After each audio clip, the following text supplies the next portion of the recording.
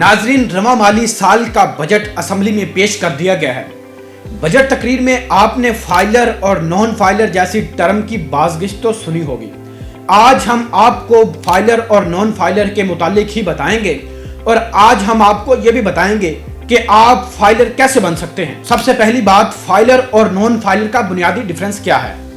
Filer वो शख्स या रजिस्टर्ड अदारा है जो हर मुआशी साल के इख्तिताम पर अपने गोशवारे जिनमें आमदनी और अखराजात की तफसीलात और असासों की फहरिस्त शामिल होती है FBR को जमा करवाता है। ऐसा शख्स या अदारा फाइलर कहलाता है। जो शख्स या अदारा ऐसा ना करे वो नॉन फाइलर कहलाता है। अब सवाल ये पैदा होता है कि फाइलर कैसे बना जाए। हमारा शनाख्ती कार्ड हमारा टैक्स नंबर है।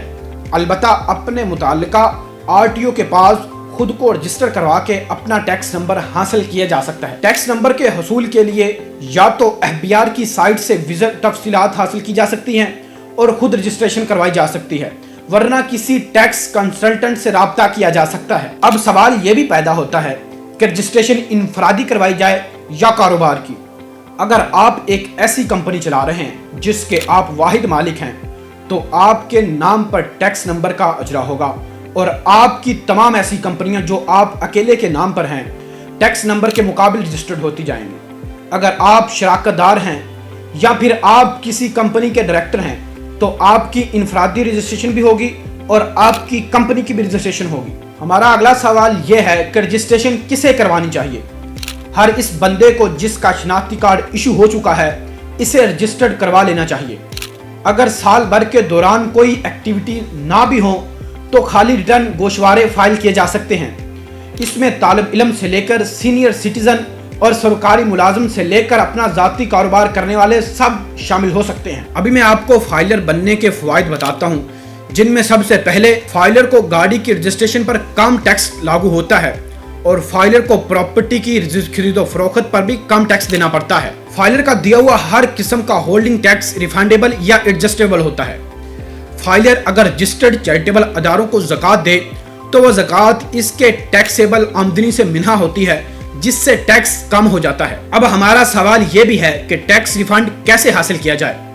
अमूमन बैंक वाले और मोबाइल वाले वुड होल्डिंग टैक्स काटते हैं।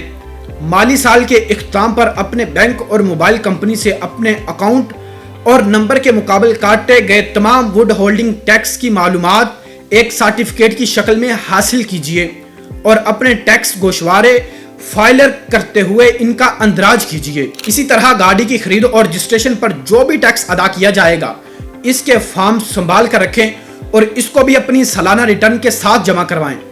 अगर प्रॉपर्टी की खरीदो फरोख्त की है तो इसके टैक्स के कागजात भी संभाल कर रखिए और अपनी सालाना गोशवारे के साथ जमा करवाइए। इन तमाम वुड होल्डिंग टैक्स की रकम जमा करके आपके कुल टैक्स से कम होगी। मसलन अगर आपका सालाना टैक्स 100 रुपये बनता है तो आप वुड होल्डिंग के तौर पर 80 रुपये जमा करवा चुके हैं, तो अब आपने सिर्फ 20 रुपये देने होंगे। इस तरह आपका सालाना टैक्स 100 रुपये बनता है और आप 120 रुपये वुड होल्डिंग में दे चुके हैं, तो ऊपर वाले 20 आपका हक है, इसे क्लेम कीजिए। उम्मीद है आपको हमारी ये मालूमाती वीडियो पसंद आई होगी। इसी के साथ अपने मेज़बान सुफियान अली को दीजिए इजाज़त। अल्लाह निगहबान।